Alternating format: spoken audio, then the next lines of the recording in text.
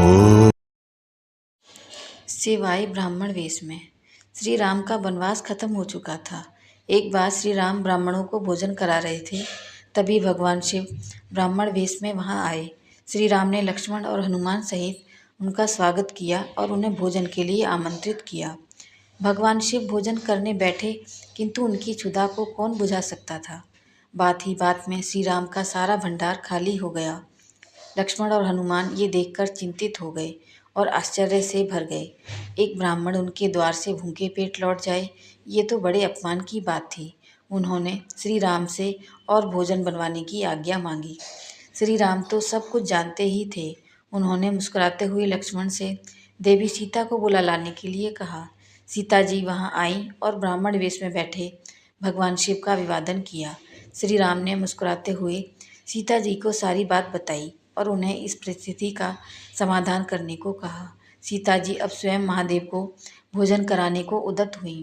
उनके हाथ का पहला ग्रास खाते ही भगवान शिव संतुष्ट हो गए।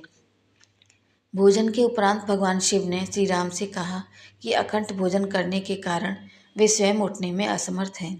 इसी कारण कोई उन्हें उठाकर सैया पर सुला दे। श्री राम की आज्ञा से हनुमान महादेव को उठाने लगे, मगर आश्चर्य, एक विशाल पर्वत को बात ही बात में उखाड़ देने वाले हनुमान, जिनके बल का कोई पार ही नहीं था, महादेव को हिला तक नहीं सके। भला रुद्र अवतार रुद्र की शक्ति से कैसे पार पा सकते थे। हनुमान लज्जित हो पीछे हट गए। फिर श्री राम की आज्ञा से लक्ष्मण ने ये कार्य करने आए।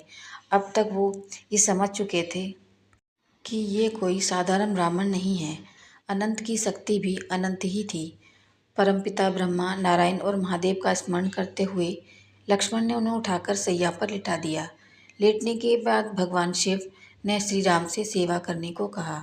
स्वयं श्री राम लक्ष्मण और हनुमान के साथ भगवान शिव की पाद सेवा करने लगे। देवी सीता ने महादेव को पीने के लिए जल दिया। महादेव ने आधा जल पिया और बाकी जल का कुल्ला देवी सीता पर कर दिया। देवी सीता ने हाथ जोड़कर कहा कि हे ब्राह्मण देव, आपने अपने जूठन से मुझे पवित्र कर दिया। ऐसा सौभाग्य तो बिल्लों को ही प्राप्त होता है। ये कहते हुए देवी सीता उनके चरणों का स्पर्श करने बढ़ी। तभी महादेव अपने असली स्वरूप में आ गए।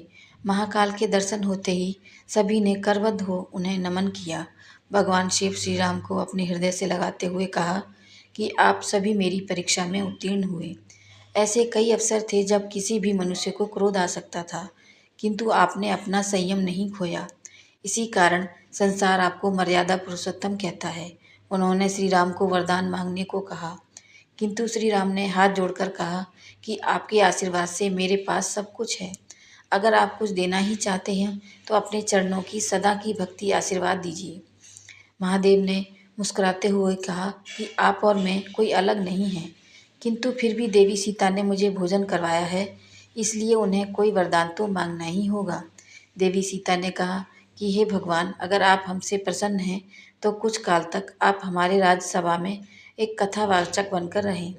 उसके बाद कुछ काल तक भगवान श्री राम की सभा में कथा सुनाकर सबको कृतार्थ करते रहे। जय श्री राम। ओम नमः शिवाय। मेरी ये कहानी आपको कैसी लगी मुझे कमेंट करके ज़रूर बताएं और मेरे चैनल को लाइक शेयर सब्सक्राइब ज़रूर करें। धन्यवाद।